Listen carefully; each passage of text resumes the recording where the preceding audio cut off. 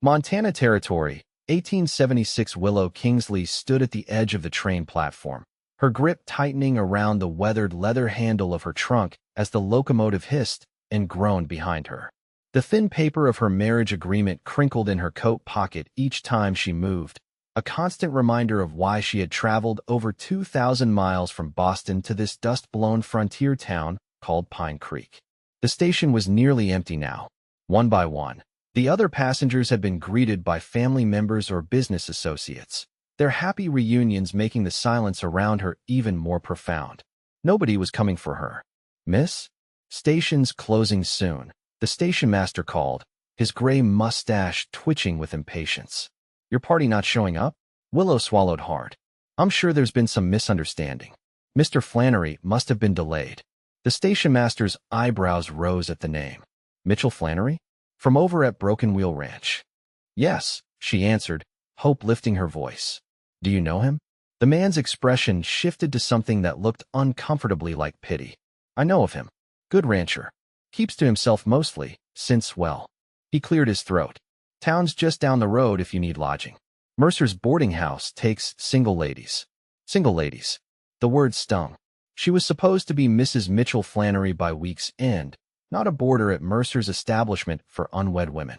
"Thank you, but I'm certain he'll arrive," Willow said, straightening her posture and adjusting her bonnet. 6 months of correspondence had led to this moment. Mitchell Flannery had written so eloquently about needing a wife to help run his ranch, to create a proper home. She had responded with equal fervor, desperate to escape the suffocating confines of her aunt's home in Boston, where she'd been treated as little more than an unpaid servant since her parents' deaths. The sun began its descent behind the distant mountains, casting long shadows across the platform. 1 hour turned to 2. The station master locked the station doors with an apologetic glance in her direction. Still, Willow waited, her heart sinking with the sun. When the air grew chilly and the first stars appeared, she finally admitted the truth to herself. No one was coming. She lifted her trunk and began the long walk toward town, her dream of a new beginning crumbling with each step. The Rusty Nail Saloon hummed with activity as Mitchell Flannery downed another whiskey. The amber liquid burned his throat, but did nothing to ease the knot in his chest. "You got a lady waiting at the station, Flannery," Sheriff Cooper announced, pushing through the batwing doors and making a beeline for Mitchell's corner table. Mitchell didn't look up. "Not my concern." The sheriff's weathered face hardened. "The station master says she's your mail-order bride. Been sitting there near 3 hours now." A ripple of interest moved through the saloon. Mail-order brides weren't uncommon in Montana Territory, but they were still a source of fascination and gossip. "I canceled that arrangement months ago," Mitchell said flatly. "Sent a letter explaining the situation. Not my fault if she decided to come anyway." "You sure that letter made it?" the sheriff pressed. "Postal service ain't exactly reliable these days." Doubt flickered across Mitchell's face. He'd written the letter shortly after Elizabeth had died, when the grief was still raw. Had he actually sent it? Or had it been one of many tasks that had fallen by the wayside as he struggled to run the ranch and care for Papa? "Why are we here?" A small voice interrupted his thoughts as a sleepy-eyed 5-year-old girl in a rumpled dress approached his table. Her chestnut hair was coming loose from its braids, and she clutched a worn rag doll to her chest.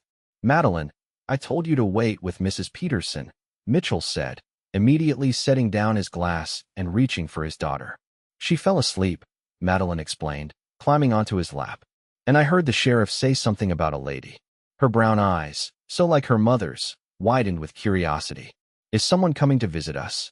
The saloon had gone quiet, every ear straining to catch Mitchell's response. He felt trapped, cornered by his daughter's innocent question and the weight of dozens of stares. "No, sweetheart," he said softly. "There's no visitor. It was a mistake." Sheriff Cooper frowned. "Mitch, you can't just leave her there. Night's falling, and she's all alone with that trunk of hers." Guilt clawed at Mitchell's conscience, but he hardened his heart against it. He'd been clear in his correspondence with Willow Kingsley about what he wanted: a practical arrangement, a marriage of convenience with a woman who could help manage the household and care for Madeline. But after Elizabeth's death from fever last winter, he'd realized he couldn't go through with it. The thought of another woman in their home, trying to take Elizabeth's place, had been unbearable. "The boarding house is still open," Mitchell muttered. She can find accommodations there until the next train east. And who's going to tell her that her groom-to-be ain't coming? Cooper demanded. You want me to do your dirty work for you? Mitchell stood abruptly, settling Madeline on her feet. I'll handle it. Come on, Madeline, we're going home. As he guided his daughter toward the door, the sheriff called after him. The right thing would be to at least meet her face to face, Flannery. Give her that dignity. Mitchell paused at the threshold, his jaw tight. I'll send word to Mercer's in the morning. Make arrangements for her return ticket. Without looking back, he stepped out into the night, Madeline's small hand in his. He never expected that his careful plans to avoid Willow Kingsley would unravel before the sun rose again. Willow arrived at Mercer's boarding house just as the proprietress was preparing to lock the front door for the night. Goodness gracious, child. What are you doing wandering the streets at this hour? Mrs. Mercer exclaimed, ushering Willow inside. She was a plump woman with kind eyes and graying hair tucked neatly beneath a lace cap. I arrived on the afternoon train, Willow explained, setting down her trunk with relief. I was expected, but there seems to have been a misunderstanding. Understanding dawned on Mrs. Mercer's face.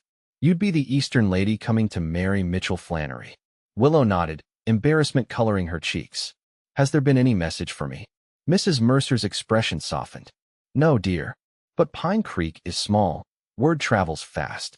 There's been talk. What kind of talk? Willow asked, dread pooling in her stomach. The older woman hesitated.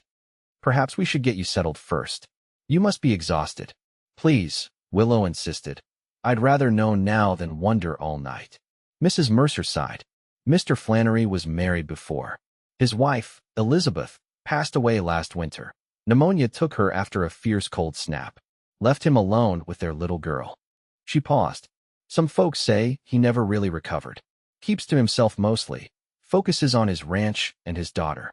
He never mentioned a child in his letters, Willow whispered, shocked. Not once. Men can be peculiar about what they choose to share, Mrs. Mercer said diplomatically. Especially when grief is involved. Willow sank into a nearby chair, the reality of her situation crashing down on her. She had spent nearly every penny she had on train fare and the small trousseau she'd packed. The return trip to Boston, where nothing but her aunt's scorn awaited her, was financially impossible. What am I to do now? She asked, more to herself than to Mrs. Mercer. The older woman patted her shoulder sympathetically. For tonight, you'll stay here. Tomorrow, we'll see about finding you a position in town. We could use a schoolteacher. Our last one married a silver miner and moved to Colorado. She studied Willow's refined appearance. You have education, I assume? Yes, Willow confirmed. I taught at a girls' academy in Boston before. She trailed off, not wanting to recount how her aunt's jealousy had sabotaged that position. Then perhaps Providence has guided you here for a different purpose than you expected, Mrs. Mercer said kindly. Now come along. A hot bath and a good night's sleep will help you see things more clearly. As Willow followed Mrs. Mercer upstairs, exhaustion weighed heavily on her limbs. She had come west full of hope for a new beginning, only to find herself stranded in a strange town with no husband, no home, and an uncertain future. Sleep, when it finally came, was fitful and filled with dreams of trains that never reached their destinations. Dawn broke clear and crisp over Pine Creek. Mitchell sat at his kitchen table, a cup of coffee growing cold between his hands as he reread the letter he'd drafted to Willow Kingsley. The words felt hollow, inadequate for the humiliation he'd caused her. Miss Kingsley, I must apologize for the misunderstanding regarding our arrangement. Several months ago, I sent correspondence indicating that circumstances had changed and our agreement would need to be dissolved. It appears this letter never reached you. I have arranged for your return passage to Boston, departing tomorrow morning. In the meantime, your accommodations at Mercer's boarding house have been paid in full. Please accept my sincere regrets for any inconvenience or distress this situation has caused you. Respectfully, Mitchell Flannery. He folded the paper with a sigh. It was cowardly, sending a letter rather than facing her in person, but he couldn't bring himself to look into the eyes of a woman he had disappointed so thoroughly. Papa, are we going to town today? Madeline asked, entering the kitchen in her nightgown, her doll dragging along the floor behind her. Not today, sweetheart, Mitchell replied, tucking the letter into his shirt pocket. I have work to do on the south pasture, and you're going to help Mrs. Peterson with the chickens. Madeline's face fell. But you promised we could go to the mercantile. I need new hair ribbons for school next week. Mitchell had indeed promised, but that was before he knew Willow Kingsley was in town. He couldn't risk crossing paths with her. We'll go another day, he said firmly. Now get dressed. Breakfast is nearly ready. As Madeline trudged back to her room, the weight of guilt pressed heavier on Mitchell's shoulders. He was failing his daughter in small ways every day, unable to provide the maternal presence she desperately needed. Mrs. Peterson, their housekeeper, was kind but elderly and came only 3 days a week. The rest of the time, Madeline had to accompany him on ranch work or stay alone in the house, neither option ideal for a child her age. That had been the reason for the mail-order bride advertisement in the first place. Madeline needed a mother figure, and Mitchell needed help managing the household. Love had never been part of the equation. He had made that clear in his letters to Willow Kingsley. But after losing Elizabeth, even a practical arrangement had felt like a betrayal. Mitchell rode into town later that morning, entrusting Madeline to Mrs. Peterson's care. He intended to leave the letter with the station master, then return home before anyone could inform Miss Kingsley of his presence. But as he approached the station, he caught sight of a slender figure in a dark blue traveling dress stepping out of Mercer's boarding house across the street. Even from a distance, something about her arrested his attention. She moved with a quiet dignity, her posture straight but not rigid. Her chestnut hair was pinned neatly beneath a modest hat, and she carried a small book in her gloved hands. This had to be Willow Kingsley. Mitchell pulled his horse to a stop, paralyzed by indecision. She hadn't noticed him yet. He could turn around, send the letter through someone else. But as he watched, a group of local children ran past her, one accidentally bumping into her and knocking the book from her hands. Instead of scolding the child, she smiled and knelt down, saying something that made the young boy laugh before she retrieved her book. The interaction was brief, but it revealed a gentleness that reminded Mitchell painfully of Elizabeth. Before he could reconsider, Mitchell dismounted and crossed the street toward her. Willow had woken with a newfound determination. If Mitchell Flannery didn't want her as his wife, then she would forge a different path. Mrs. Mercer had already arranged for her to meet with the town council about the vacant teaching position, and Willow was on her way to examine the schoolhouse when she noticed a tall man approaching her with purpose in his stride. She knew immediately who he was, though they had never exchanged photographs. Mitchell Flannery had the weathered look of a man who spent his days outdoors, his broad shoulders filling out a simple work shirt rolled up at the sleeves. His dark hair was trimmed neatly, and a short beard framed a jawline that might have been considered handsome if not for the severe set of his mouth. "Miss Kingsley?" he asked, stopping a respectable distance from her. "Mr. Flannery," she acknowledged, keeping her voice steady despite the humiliation burning in her chest. "I hadn't expected to meet you in person." He removed his hat, revealing hair that curled slightly at the temples. "I owe you an explanation. And an apology." "You owe me nothing," Willow replied, surprising herself with her composure. "Mrs. Mercer explained your circumstances. I understand you've suffered a loss, and I have no wish to intrude upon your grief." Mitchell's expression flickered with something, relief, perhaps, or shame. "Nevertheless, I should have ensured my letter reached you. I've arranged for your return ticket to Boston. The train leaves tomorrow morning." "That won't be necessary," Willow said. "I have no intention of returning to Boston." His brow furrowed. "I don't understand." "I've been offered an opportunity to become Pine Creek's new schoolteacher," she explained. "I'm on my way to inspect the schoolhouse now." "The schoolhouse hasn't been used in months," Mitchell said, frowning. "It's likely in poor condition." "Then I shall have to improve it," Willow replied simply. A flicker of admiration crossed his face before he mastered it. "At least allow me to reimburse your travel expenses. It's the least I can do."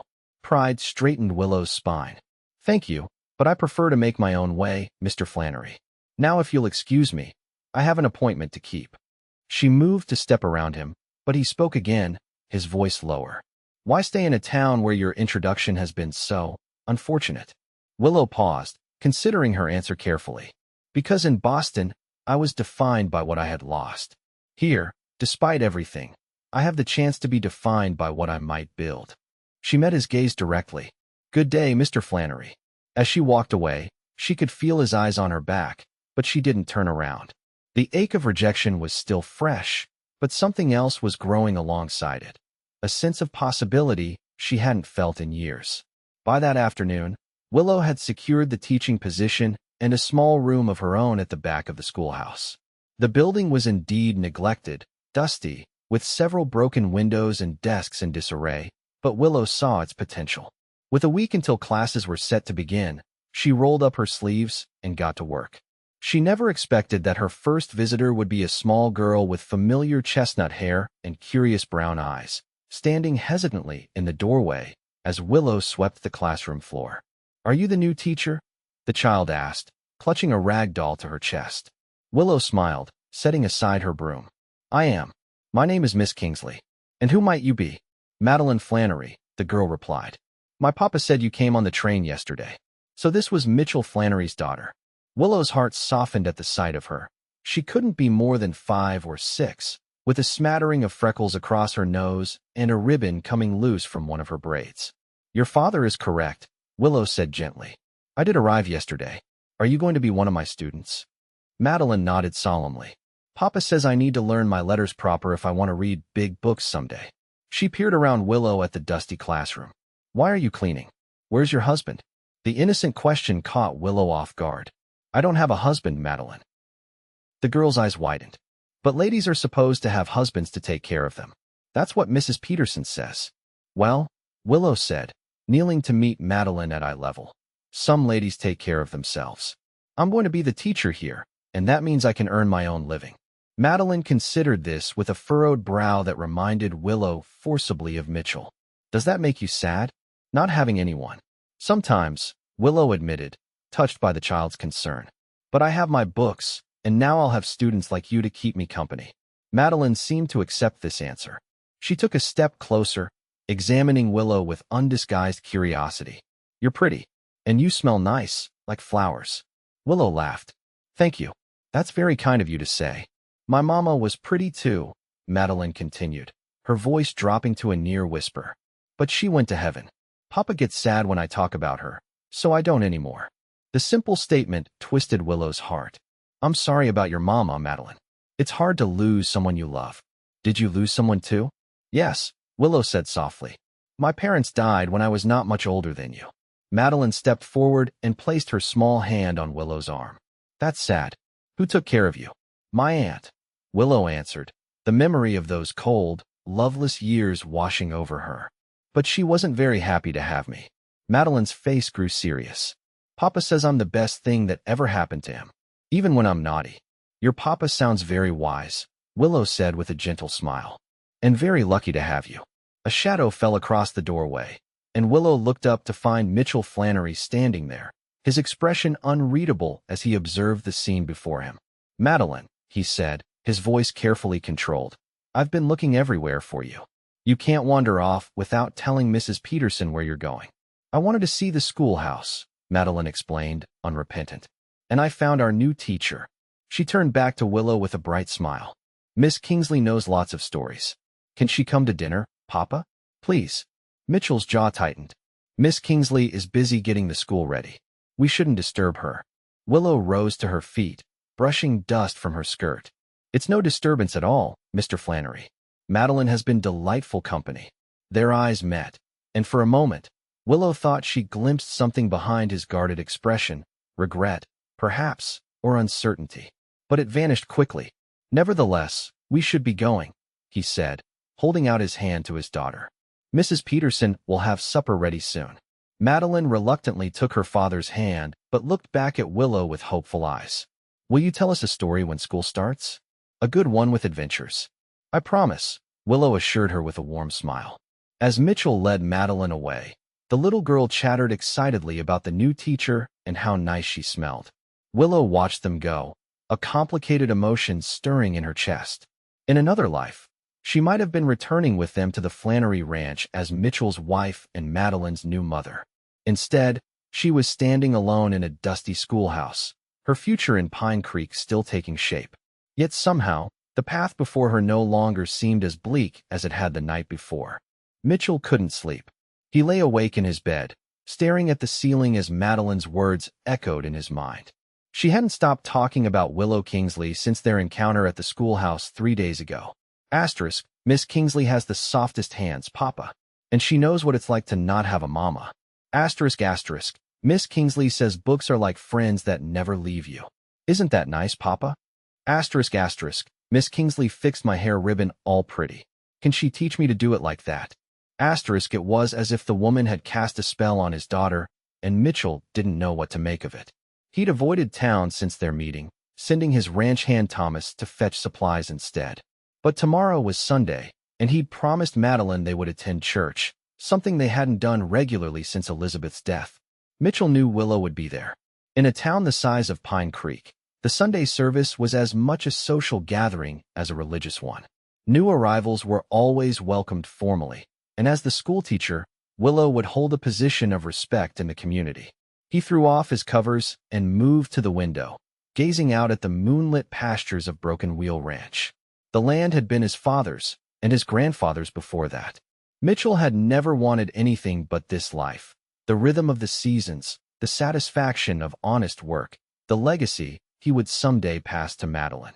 Elizabeth had understood that. She'd been raised on a neighboring ranch, knew the hardships and joys of the ranching life.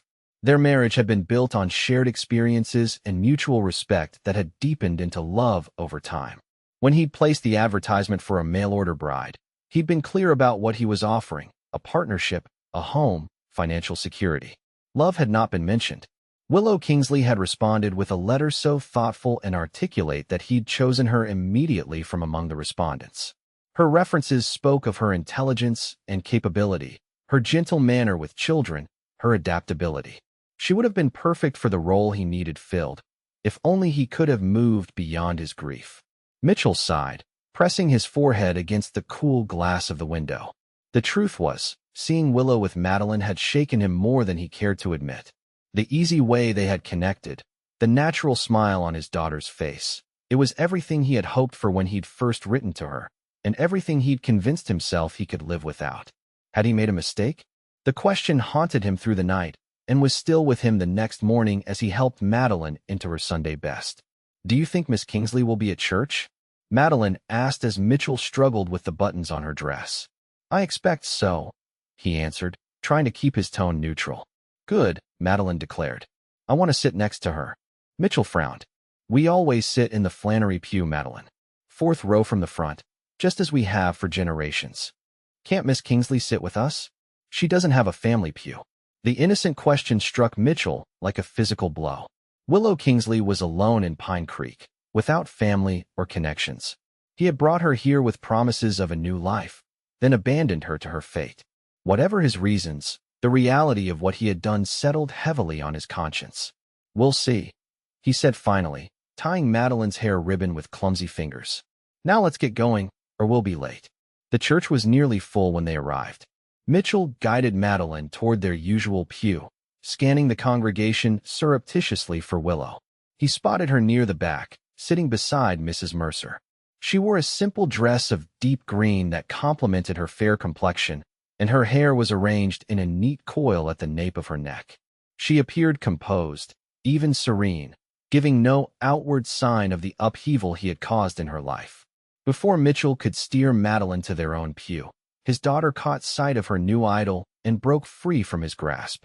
"Miss Kingsley," she called, drawing the attention of half the congregation as she darted down the center aisle.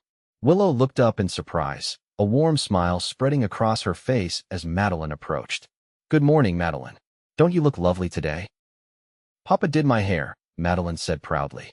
"It's not as pretty as when you fixed it, but he tried his best." Soft laughter rippled through the nearby pews. Mitchell felt heat rise to his face as he followed his daughter, acutely aware of the curious stares directed his way. Everyone in town knew the story of the mail-order bride left waiting at the station. His presence beside her now was sure to set tongues wagging for weeks. "Miss Kingsley," he said formally, nodding to her. "Good morning, Mr. Flannery," she replied with equal formality, though he thought he detected a flicker of amusement in her eyes. "Can Miss Kingsley sit with us, Papa?" Madeline asked loudly. "Please." The request hung in the air between them. Mitchell was painfully aware of Mrs. Mercer's assessing gaze, of the whispers already beginning around them. To invite Willow to sit in the Flannery pew would be a public acknowledgement of something. He wasn't sure what exactly, but it felt significant. Before he could respond, Reverend Harrison approached, beaming at the trio. "Miss Kingsley, I see you've already met Mr. Flannery and his daughter. Wonderful, wonderful. We'll be formally welcoming you to the congregation today." He turned to Mitchell. "Perhaps Miss Kingsley would be more comfortable sitting with a family than alone on her first Sunday with us?" Put that way, Mitchell had little choice. "Of course," he said stiffly. "Miss Kingsley, would you care to join us?" The invitation lacked warmth, but Willow accepted graciously. "Thank you, Mr. Flannery. That's very kind." Madeline practically bounced with excitement as she led Willow to their pew, taking the middle seat so that the adults were forced to sit on either side of her. Throughout the service, Mitchell was distracted by the faint scent of lavender that drifted from Willow's direction and the way Madeline leaned against her during the hymns, as if she'd known her all her life. When Reverend Harrison introduced Willow as Pine Creek's new schoolteacher, the congregation applauded warmly. Mitchell found himself studying her profile as she acknowledged the welcome with a modest smile. There was a quiet strength about her that he hadn't fully appreciated before. After the service, congregants gathered outside for the weekly social hour. Mitchell intended to make a quick escape, but Madeline had other ideas. "Can Miss Kingsley come see the ranch, Papa?" she asked, tugging on his hand. "She's never seen a real ranch before. I want to show her my pony and the new calves." Mitchell hesitated, looking to Willow for help. To his surprise, she came to his rescue.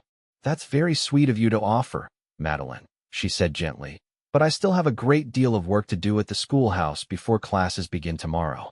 Perhaps another time." Madeline's face fell, but she nodded reluctantly. "Promise. I promise to visit when I can," Willow said carefully, her eyes meeting Mitchell's over Madeline's head. There was a question in them, one he wasn't ready to answer. "The schoolhouse still needs work?" Mitchell found himself asking. "I thought Thomas delivered the supplies you requested." "He did, and I'm grateful," Willow confirmed. "But there's still the matter of the broken windows and the roof that leaks over the book cupboard." Her cheeks colored slightly. "I've been sleeping with pots and pans arranged around my bed during the rainstorms." Mitchell frowned. "That won't do, especially with winter coming." Before he could reconsider, he added, "I'll stop by tomorrow after school lets out. See what needs fixing." Surprise flickered across Willow's face. "That's not necessary, Mr. Flannery. I'm sure the town council." "The town council moves slower than molasses in January," Mitchell interrupted. "I have the skills and the materials. It's the least I can do." "The least you can do," Willow repeated softly, something unreadable passing through her eyes. "Very well, Mr. Flannery. I'll expect you tomorrow afternoon." As she bid them goodbye and turned to speak with other community members, Mitchell found himself wondering what exactly he had just committed to, and why the prospect of seeing her again sent an unexpected jolt of anticipation through him. The first day of school exceeded all of Willow's expectations. 15 children ranging in age from 5 to 16 filled the freshly cleaned classroom, their faces bright with curiosity about their new teacher. Madeline Flannery sat in the front row, her hand shooting up to answer every question, her enthusiasm infectious. By the time the school day ended, Willow was exhausted but exhilarated. She stood on the schoolhouse steps, watching as her students dispersed, calling their goodbyes and promises to return tomorrow. Madeline was the last to leave, picked up by Mrs. Peterson, who gave Willow a shrewd look before ushering the child into their wagon. Alone at last, Willow returned inside to prepare for tomorrow's lessons. She was so absorbed in her work that she didn't hear the approaching footsteps until a shadow fell across her desk. Miss Kingsley. She looked up to find Mitchell Flannery standing in the doorway, a toolbox in one hand and several panes of glass carefully balanced in the other. He was dressed for work in a simple shirt and denim trousers, his sleeves already rolled up to expose muscular forearms. "Mr. Flannery," Willow acknowledged, rising from her seat. "You remembered." "I gave my word," he replied simply. He glanced around the classroom, taking in the changes she had made. "The place looks better already." "Thank you," Willow said, pleased by his notice. The children were a great help this morning. They seemed excited to have their school open again. Mitchell nodded, setting down his supplies. "Madeline talked of nothing else at dinner yesterday. She thinks the sun rises and sets on you already." There was something in his tone, not quite accusation, but a wariness that made Willow straighten her spine. Madeline is a delightful child, she said carefully. Bright and eager to learn. You should be very proud of her. I am, Mitchell said, his expression softening slightly at the mention of his daughter.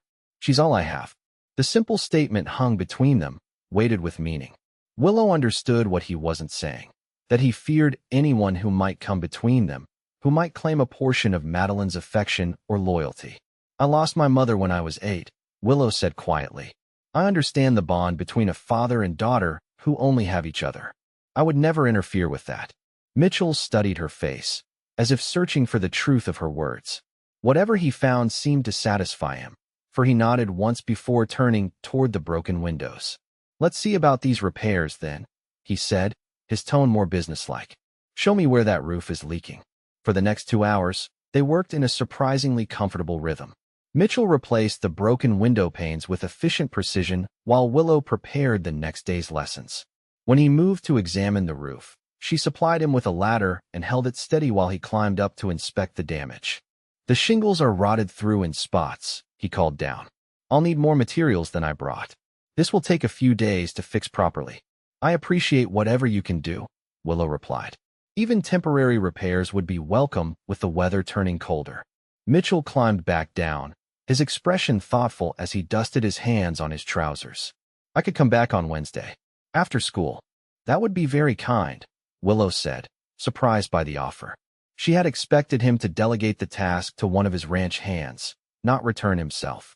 An awkward silence fell between them, neither quite knowing how to proceed. It was Mitchell who finally broke it.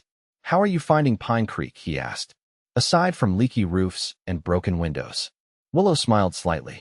It's a far cry from Boston, but the people have been welcoming. Mrs. Mercer has been especially kind. She's a good woman, Mitchell agreed. Been through her share of hardships, but never lost her compassion. She told me about your wife, Willow said softly. I'm sorry for your loss, Mr. Flannery. Truly. Mitchell's face closed off immediately. Thank you, he said stiffly. It's been difficult. Of course, Willow nodded, regretting her directness. I shouldn't have. No, Mitchell interrupted, his expression easing slightly. It's a natural thing to mention. Elizabeth was loved by everyone in Pine Creek. She grew up here, same as me. We'd known each other since childhood. A childhood sweetheart, Willow said with a gentle smile. How lovely. Not exactly, Mitchell corrected, a reluctant smile tugging at his lips.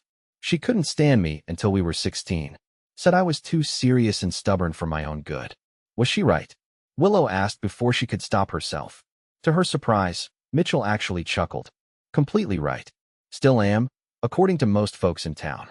He picked up his toolbox, his expression growing serious again. I should get back to the ranch. There's still daylight left for chores. Of course, Willow said. Thank you again for the repairs. They'll make a tremendous difference. Mitchell paused at the door, looking back at her with an unreadable expression. Miss Kingsley, about our arrangement. I want you to know I truly did right to cancel it. I never intended for you to make the journey for nothing. I believe you, Mr. Flannery, Willow replied honestly. And perhaps it wasn't for nothing.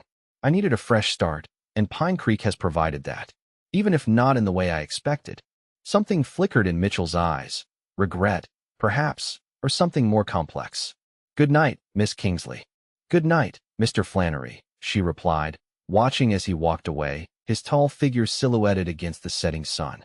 It was only later, as Willow prepared for bed in her small room behind the classroom, that she realized their conversation had been the longest they'd ever had, and the first where they had spoken as two people getting to know each other, rather than as a man and his rejected bride. She wasn't sure what to make of that, or of the way her heart had quickened when he smiled. Such thoughts were dangerous, she knew.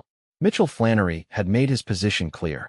Whatever connection might be growing between them, it would be foolish to mistake it for anything more than neighborly courtesy.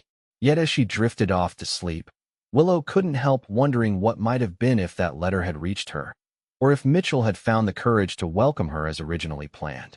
True to his word, Mitchell returned on Wednesday to work on the schoolhouse roof.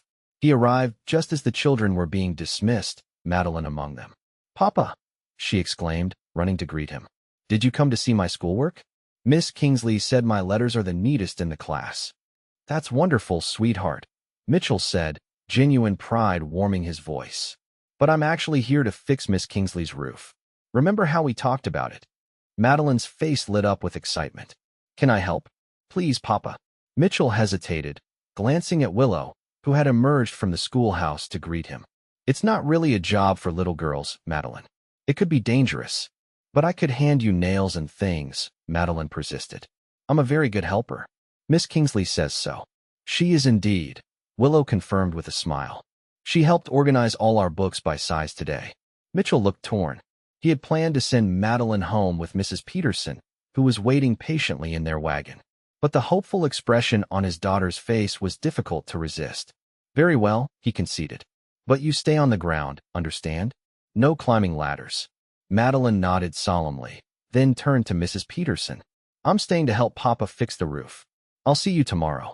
The elderly woman raised her eyebrows but nodded, exchanging a meaningful look with Mitchell before driving away.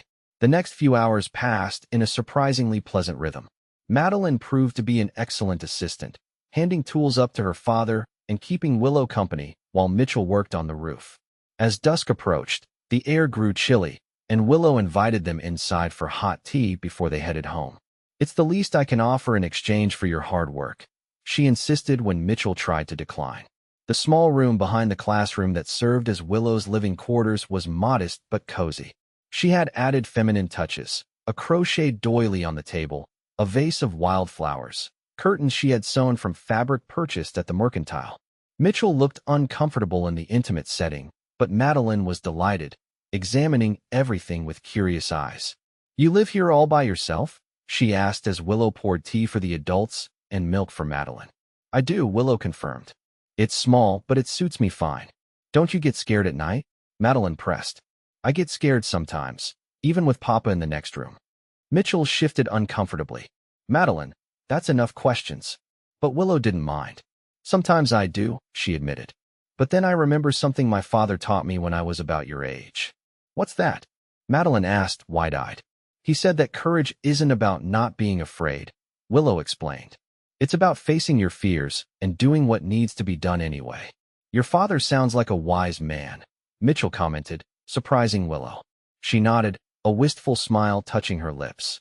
He was a professor at Harvard College. That's a school for grown men in Boston. He taught me to read when I was 4 years old. I'm learning to read now, Madeline exclaimed. Can you teach me big words like your papa taught you? I'd be happy to, Willow said, warming under the child's enthusiasm. In fact, she rose and went to a small trunk in the corner, retrieving a worn book bound in faded green cloth. This was my first reader. My father used it to teach me, and I've kept it all these years. Would you like to borrow it? Madeline's eyes widened as if Willow had offered her a chest of gold. Really? I can take it home. As long as you're careful with it, Willow said, handing her the precious volume. It's very old and special to me. I'll be super careful, Madeline promised, cradling the book reverently. Look, Papa. It has pictures. Mitchell examined the book over his daughter's shoulder, his expression softening as he saw the obvious care with which it had been preserved. This is very generous of Miss Kingsley, he said, giving Willow a look of genuine appreciation. We'll make sure it comes back in perfect condition. I trust you will, Willow replied, meeting his gaze. Something passed between them in that moment, a recognition, perhaps, of shared values and mutual respect. It was gone quickly, but it left Willow with a fluttering sensation in her chest that she hadn't felt in years. As Mitchell and Madeline prepared to leave, the little girl suddenly threw her arms around Willow's waist in a fierce hug. Thank you for the book, Miss Kingsley. You're the nicest teacher ever. Willow returned the embrace, touched by the child's affection. You're very welcome, Madeline. When she straightened, she found Mitchell watching them with an unreadable expression. We should go, he said quietly. It's getting dark. Madeline reluctantly released Willow and took her father's hand. Can Miss Kingsley come for supper sometime, Papa? Mrs. Peterson's cooking isn't as good as Mama's was, and maybe Miss Kingsley knows how to make pie. Mitchell looked trapped by the question, color rising to his face. Madeline, Miss Kingsley has her own life and responsibilities. We can't expect her to. I would be honored to join you for supper someday. Willow interrupted gently, saving him from the awkward moment. But only when it's convenient for your father. Madeline beamed triumphantly. See, Papa? She wants to come. Mitchell cleared his throat. We'll discuss it another time. Thank you for the tea, Miss Kingsley. Thank you for the repairs, Mr. Flannery, Willow replied. The roof already sounds much quieter when the wind blows.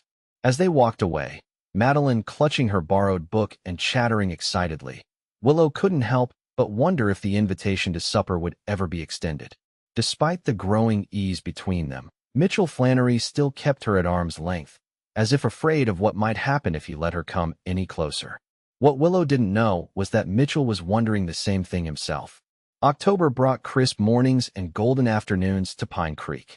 The schoolhouse roof was completely repaired, thanks to Mitchell's diligent work over several visits. Each time he came, the conversation between him and Willow grew a little easier, the silences a little more comfortable. Madeline flourished under Willow's tutelage, her reading skills improving dramatically. She returned the borrowed primer with reluctance, only to be delighted when Willow presented her with a newer reader better suited to her current abilities.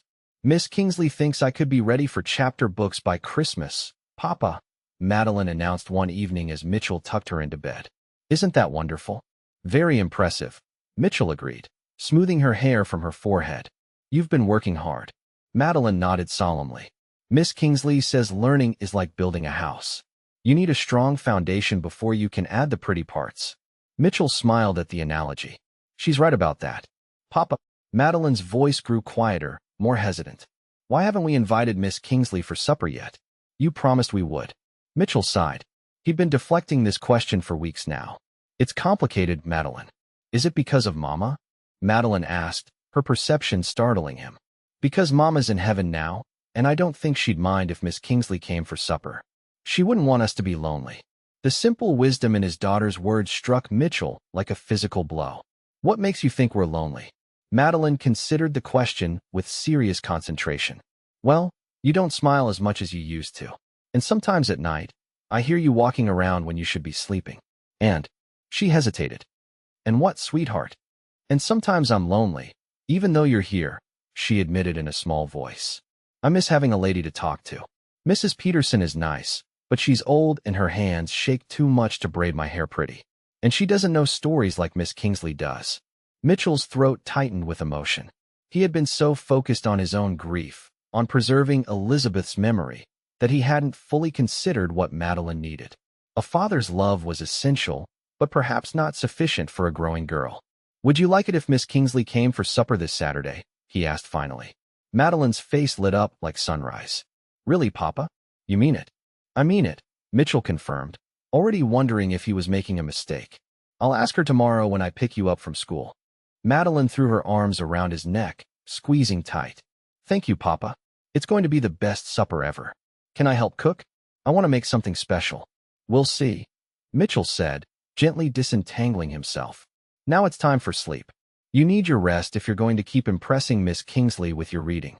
As Madeline snuggled under her quilt, Mitchell blew out the lamp and quietly left the room. In the darkened hallway, he paused beside the portrait of Elizabeth that hung on the wall. Her gentle smile seemed to watch him, understanding in her painted eyes. Am I doing the right thing? He whispered to the silent image of his late wife. As always, no answer came, but somehow the weight on his heart felt a little lighter than before. The next afternoon, Mitchell arrived at the schoolhouse earlier than usual, catching Willow as she dismissed the students for the day. He waited until the other children had dispersed before approaching her, Madeline bouncing excitedly at his side. Miss Kingsley, he began formally, removing his hat. I was wondering if you might join us for supper on Saturday evening. Nothing fancy, just a simple meal at the ranch. Willow's surprise was evident in the widening of her eyes and the faint color that rose to her cheeks. I would be delighted, Mr. Flannery. Thank you for the invitation. Papa said I could help cook. Madeline interjected, unable to contain her enthusiasm. And you can see my room and meet my pony, Butterscotch. That sounds wonderful, Willow said, her smile warm as she met Madeline's excitement. What time should I arrive? I'll send Thomas to fetch you at 5 o'clock, Mitchell said. The ranch is a fair distance to walk. That's very thoughtful. Thank you, Willow replied. For a moment, they simply looked at each other, something unspoken passing between them before Mitchell cleared his throat and replaced his hat. Until Saturday, then, he said with a nod, taking Madeline's hand. I'm looking forward to it, Willow replied, and Mitchell was surprised to realize that he was looking forward to it too. The days leading up to Saturday passed quickly. Mitchell found himself making repairs around the ranch house that he'd been neglecting for months, fixing the loose porch step, repainting the front door, polishing the tarnished silver candlesticks that had been a wedding gift from Elizabeth's parents. You're going to an awful lot of trouble for just supper, Mrs. Peterson observed shrewdly as she helped him dust the rarely used parlor. Mitchell frowned.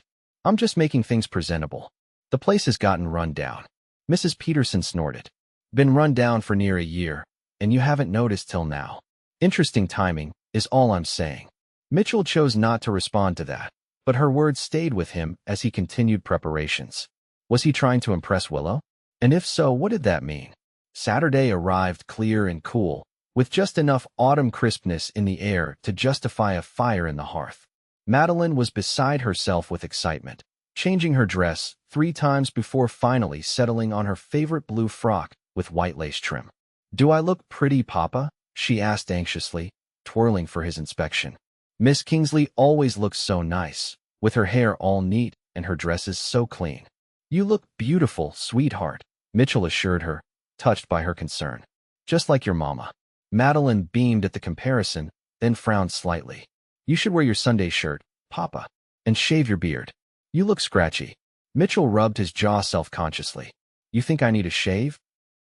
Miss Kingsley might want to kiss you goodnight, Madeline said matter-of-factly.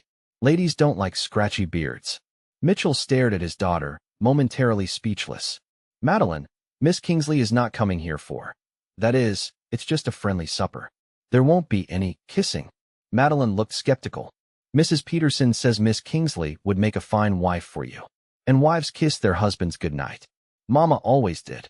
Mrs. Peterson talks too much, Mitchell muttered, making a mental note to have a word with his housekeeper about discussing such matters in front of Madeline. Go see if the apple cobbler is cool enough to serve. I'll be down in a minute. Once alone, Mitchell did change into his best shirt and trim his beard neatly. It wasn't because of what Madeline had said, he told himself firmly. It was simply a matter of showing proper respect for a guest. Thomas arrived with Willow precisely at 5 o'clock. Mitchell met them at the door, momentarily taken aback by her appearance. She wore a simple dress of deep blue, her hair arranged in a softer style than her usual schoolteacher's bun, with a few curls framing her face. She looked younger, more vulnerable somehow, and decidedly pretty. Welcome to Broken Wheel Ranch, Miss Kingsley, he said, stepping back to allow her entrance. Thank you for having me, Mr. Flannery, she replied, a touch of nervousness in her smile as she handed him a small package wrapped in brown paper. Just a little something for the household. Fresh honey from Mr. Simmons' apiary. Before Mitchell could respond, Madeline came flying down the hallway. Miss Kingsley, you're here. She skidded to a stop, suddenly remembering her manners, and executed a somewhat wobbly curtsy. Welcome to our home. Willow laughed, delighted by the formal greeting. Thank you, Miss Flannery. You look very pretty this evening. Madeline preened at the compliment. So do you. Your dress matches your eyes. Madeline, Mitchell admonished gently. Let Miss Kingsley come in properly before you overwhelm her with conversation. The evening progressed more smoothly than Mitchell had anticipated.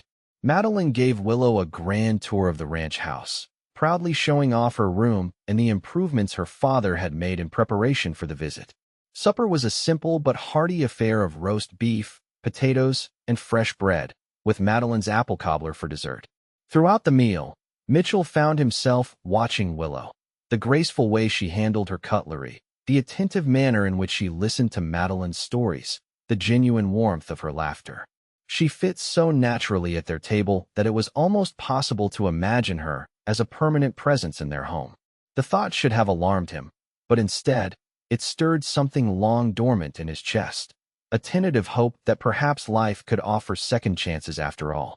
After supper, they moved to the parlor, where Madeline eagerly showed Willow her collection of treasures, pretty stones, dried flowers, a bird's nest carefully preserved in a box. These are wonderful, Willow exclaimed, examining each item with appropriate appreciation. You have quite an eye for beauty, Madeline. Papa says I get that from Mama, Madeline said proudly. She used to paint pictures of the ranch. Want to see? Before Mitchell could intervene, Madeline had retrieved one of Elizabeth's watercolors from the bookshelf, a delicate rendering of the ranch house in spring, with wildflowers dotting the foreground. "This is exquisite," Willow said softly, her fingers hovering reverently over the painting without touching it. "Your mother was very talented.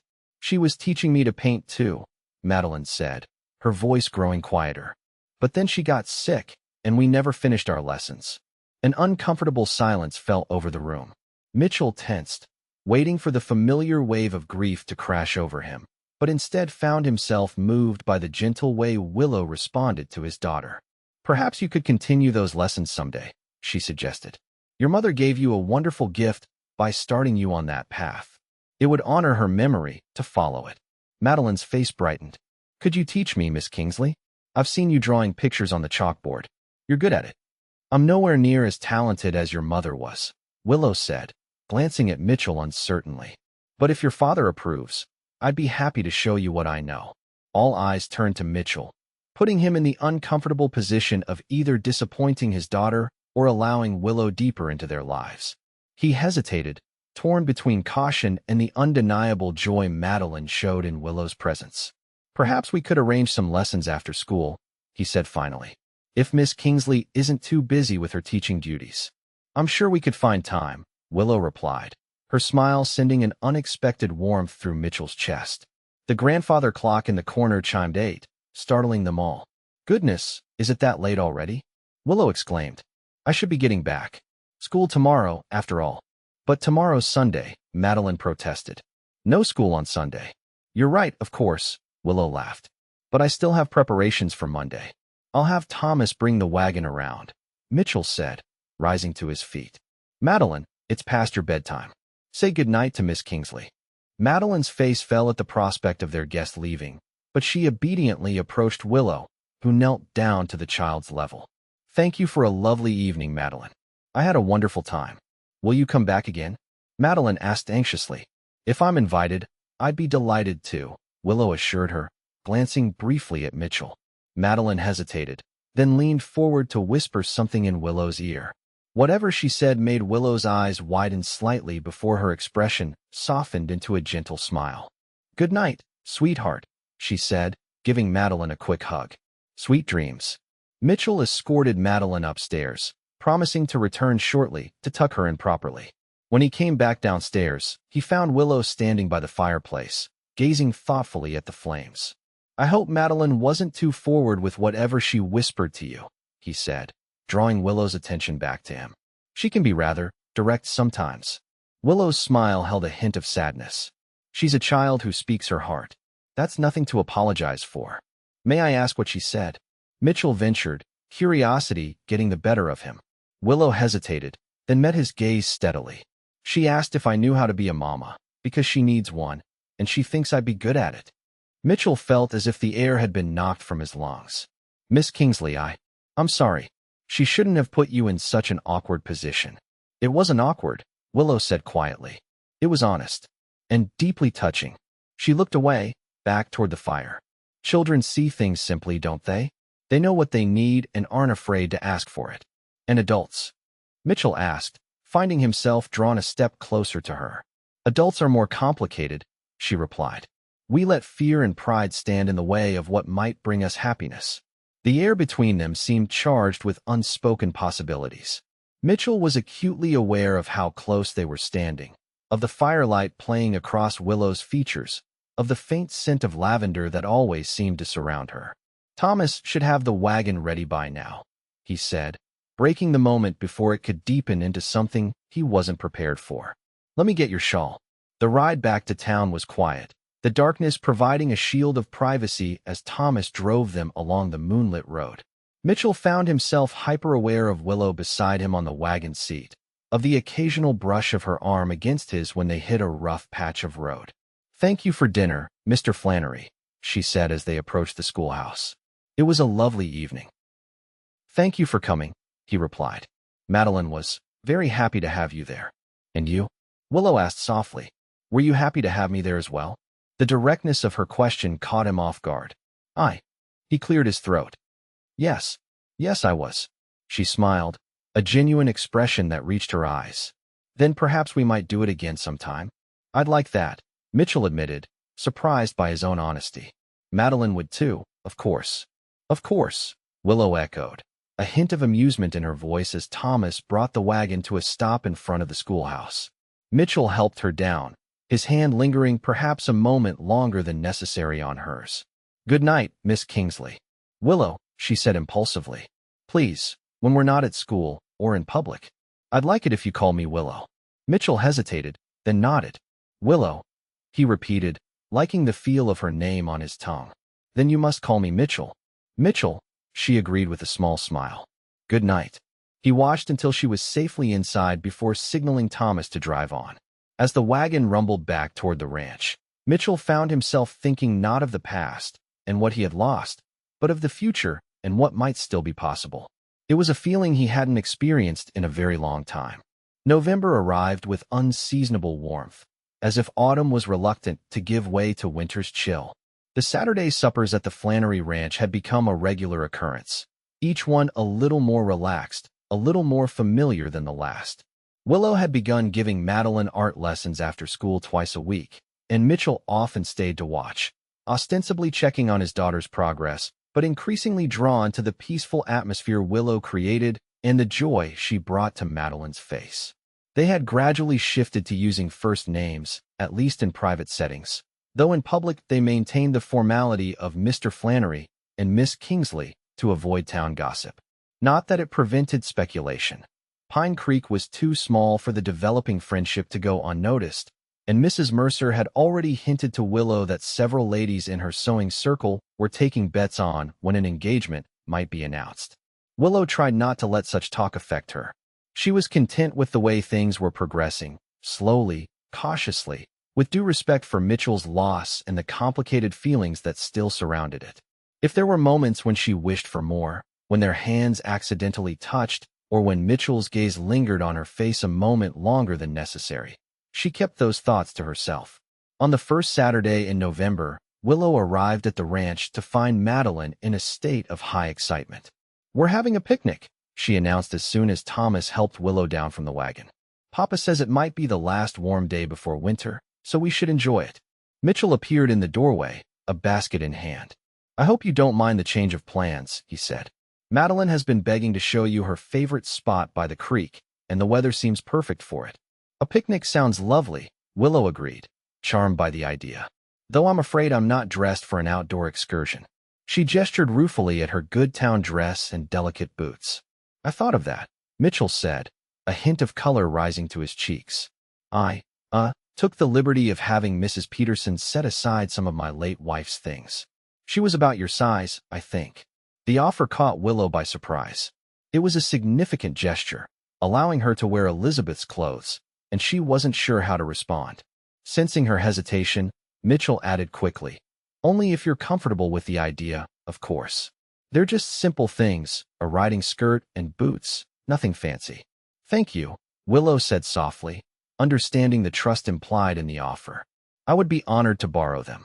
Mrs. Peterson showed Willow to the small downstairs bedroom that had once belonged to Elizabeth. The riding clothes were laid out neatly on the bed, a practical skirt of sturdy brown fabric, a simple white blouse, and a pair of well-made leather boots. As Willow changed, she couldn't help but feel a strange connection to the woman who had worn these clothes before her. Elizabeth Flannery had been beloved by her husband and daughter, respected by the community. Willow had no desire to replace her in their memories, but she hoped that somehow Elizabeth would approve of the comfort and friendship she was trying to provide to the family left behind. When she emerged from the bedroom, Mitchell was waiting in the hallway. His eyes widened slightly at the sight of her in his late wife's clothes. Is something wrong? Willow asked, suddenly self-conscious. Do they not fit?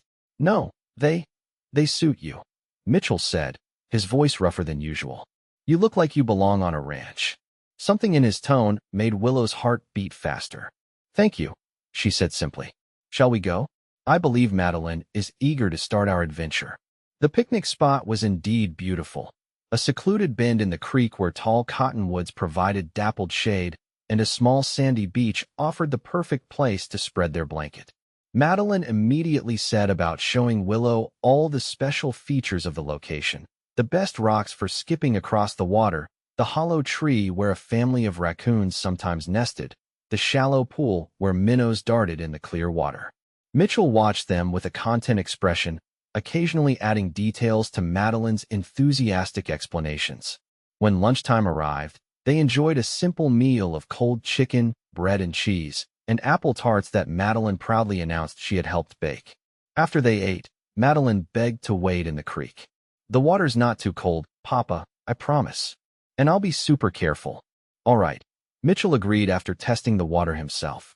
"But stay where I can see you, and don't go deeper than your knees." As Madeline splashed happily at the water's edge, Mitchell and Willow remained on the blanket, a comfortable silence between them. "She's flourishing," Willow observed, watching Madeline attempting to catch minnows in her cupped hands. "Her reading has improved remarkably in just 2 months, and her artistic talent is genuinely impressive for a child her age." "She talks about you constantly," Mitchell said, a smile softening his features. "Miss Kingsley says this, and Miss Kingsley showed me that. You've made quite an impression on her." "She's made quite an impression on me as well," Willow admitted. "She reminds me so much of myself at that age, curious about everything, eager to learn. My father used to say I had more questions than he had answers." "You were close to your father," Mitchell noted. Willow nodded, her expression turning wistful. "He was my world after my mother died.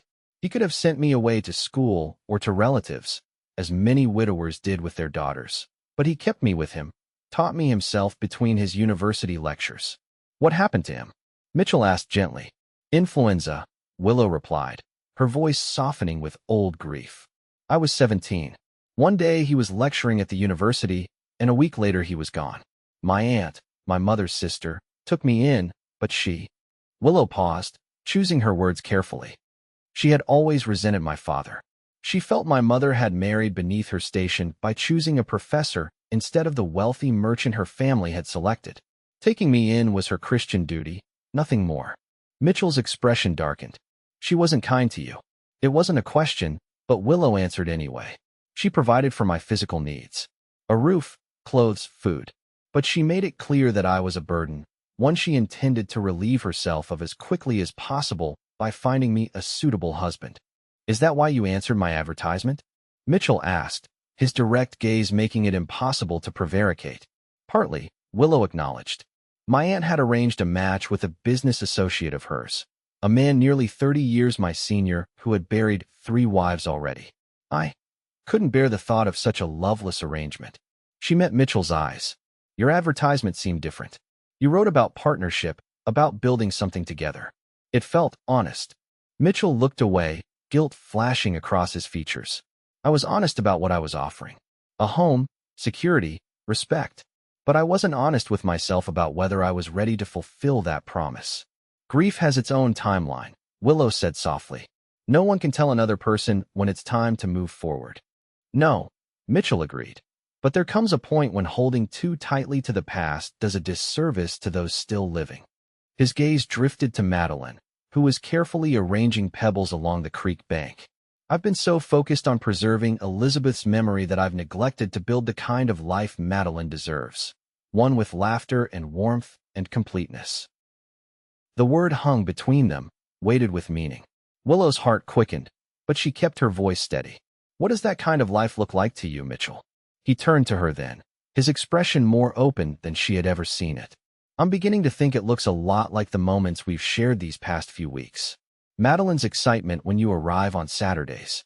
The way this house feels when you're in it. Like it's a home again, not just a place where we live." Willow hardly dared to breathe, afraid to break the moment with the wrong word or gesture. "Mitchell, Papa. Miss Kingsley. Look what I found." Madeline's voice cut through the tension as she came running toward them, her hands cupped carefully around something. The moment slipped away as they turned their attention to Madeline's discovery. A tiny frog no bigger than a thumbnail, its green skin glistening in the sunlight. "Isn't he cute?" Madeline asked, carefully showing them her prize. "Can I keep him as a pet?" "I'm afraid he wouldn't be happy away from his home," Willow said gently. "But we could visit him again another time." "Promise?" Madeline asked, looking between Willow and her father. "Promise." They replied in unison, then exchanged a smile at their synchronicity. As they packed up the picnic and headed back to the ranch, Willow found herself wondering about the conversation that had been interrupted. Had Mitchell been moving towards some declaration of feelings, or had she misread the situation entirely? The uncertainty followed her through the rest of the afternoon and into the evening, making her more quiet than usual as they shared supper back at the ranch house. When it came time for her to return to town, Mitchell insisted on driving her himself rather than sending Thomas.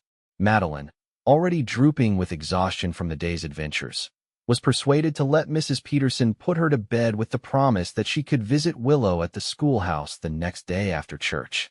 The night air was cool as they rode toward town, the stars emerging one by one in the darkening sky.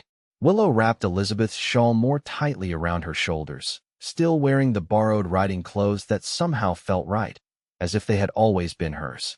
"I should have the clothes washed and returned to you by next Saturday," she said, breaking the comfortable silence that had settled between them. "Keep them," Mitchell said, surprising her. "They suit you," and Elizabeth would have. He paused, then continued more firmly. She would have wanted them to be used, not packed away gathering dust. "Thank you," Willow said softly. "That means a great deal to me." They lapsed into silence again, but it was charged with unspoken thoughts. As they approached the schoolhouse, Mitchell slowed the horses, prolonging their time together. "What I was trying to say earlier, at the creek," he began, his voice low in the darkness, "is that I've been doing a lot of thinking these past weeks. About the future, about what I want for Madeline, and for myself." Willow's heart raced, but she remained silent, waiting for him to continue. "When you first arrived in Pine Creek, I thought I was protecting my family by keeping my distance, preserving what Elizabeth and I had built." His hands tightened on the reins. "But I've come to realize that building something new doesn't dishonor what came before. It honors it by carrying forward the love and values that were its foundation." He turned to look at her, his face half-shadowed in the moonlight. "I don't know if I'm explaining this well. What I'm trying to say is, I think Elizabeth would have liked you, Willow. And I know she would have wanted Madeline to have a mother who cares for her the way you do." Willow's breath caught. "Mitchell, are you?" "I'm not proposing," he said quickly. "Not yet. That wouldn't be fair to either of us. There's still so much we need to learn about each other, so many conversations we haven't had." He reached for her hand, his touch warm and steady. "But I would like your permission to court you properly, to see if what's growing between us might lead where I hope it could." Joy bloomed in Willow's chest, so intense it was almost painful. "Yes," she whispered. "I would like that very much."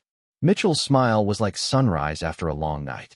Slowly, giving her time to pull away if she wished, he leaned toward her.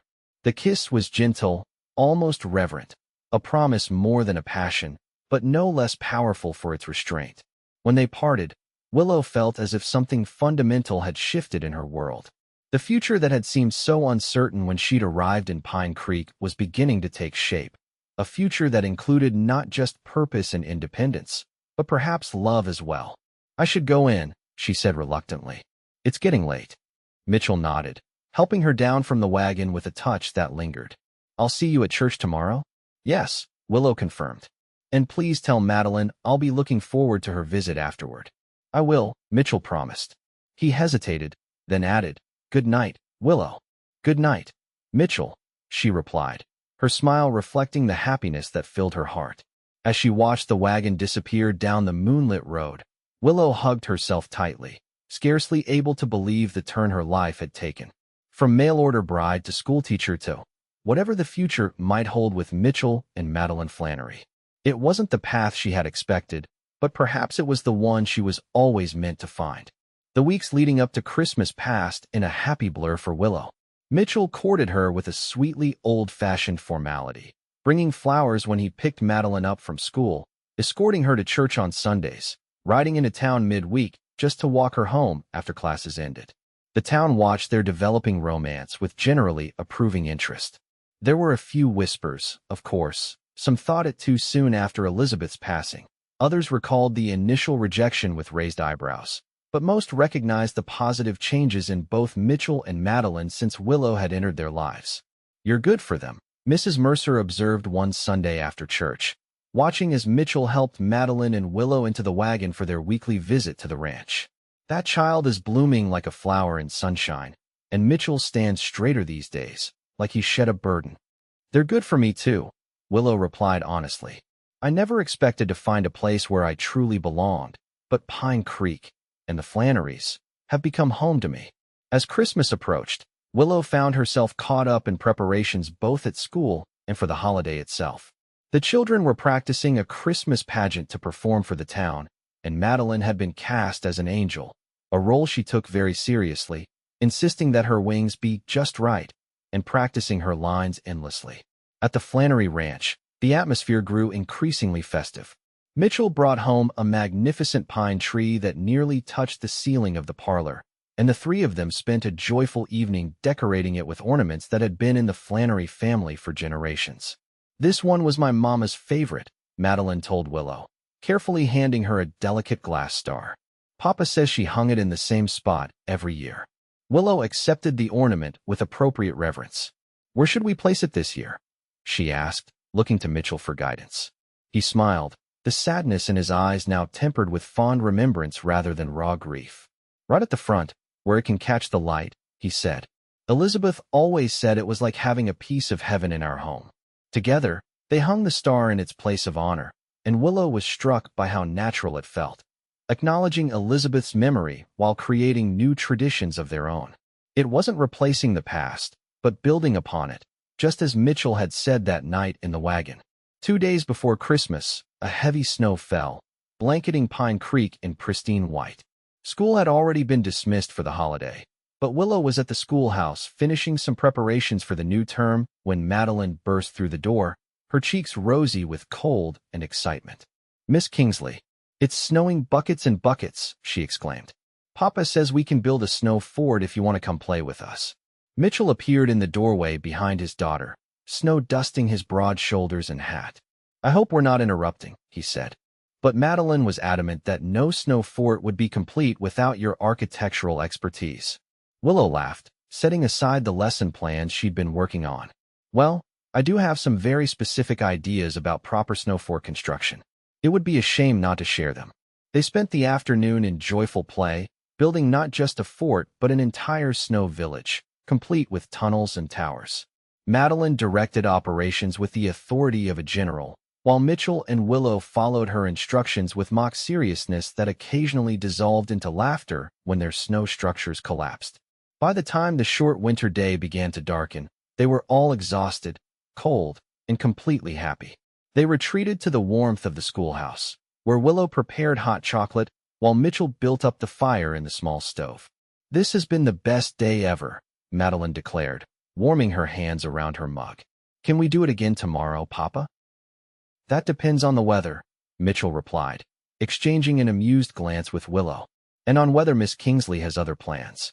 Actually, Willow said, I was hoping you might both help me with something tomorrow.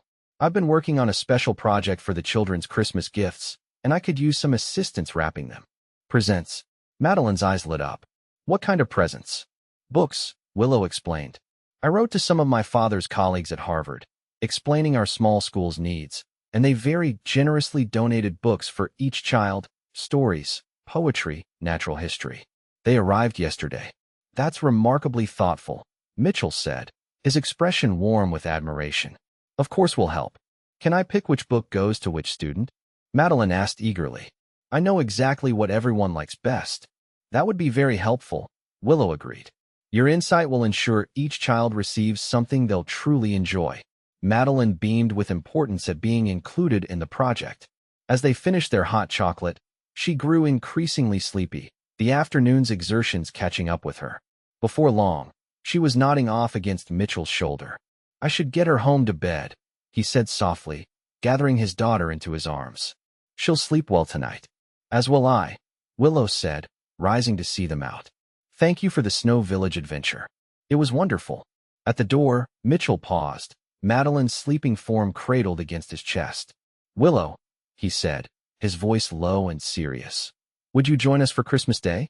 Not just for dinner, but for the whole day. Presents in the morning, the church service, all of it. The invitation touched Willow deeply.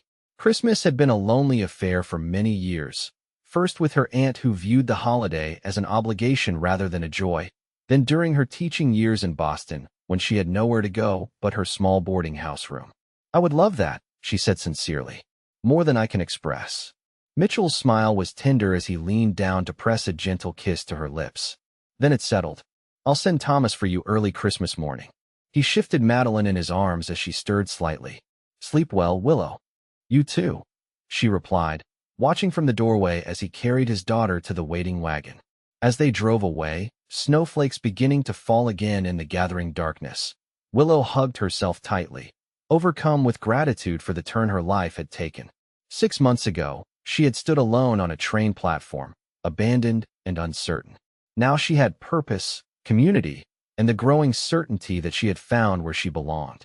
Christmas morning dawned clear and cold, the world outside Willow's window transformed into a glittering wonderland of frost and snow. She dressed with special care in her best dress of deep cranberry wool, pinning her hair in a style that was both elegant and practical for the day ahead. Thomas arrived just as the sun was cresting the horizon, bringing not only the wagon but a warm fur blanket and heated bricks for her feet, thoughtful touches that spoke of Mitchell's consideration. The journey to the ranch passed quickly, Willow's anticipation growing with each mile. The Flannery home glowed with welcome as they approached, lamplight spilling from every window and a wreath of pine boughs adorning the front door. Before Thomas had even brought the wagon to a complete stop, the door flew open and Madeline came bounding out, still in her nightgown with a robe hastily thrown over it.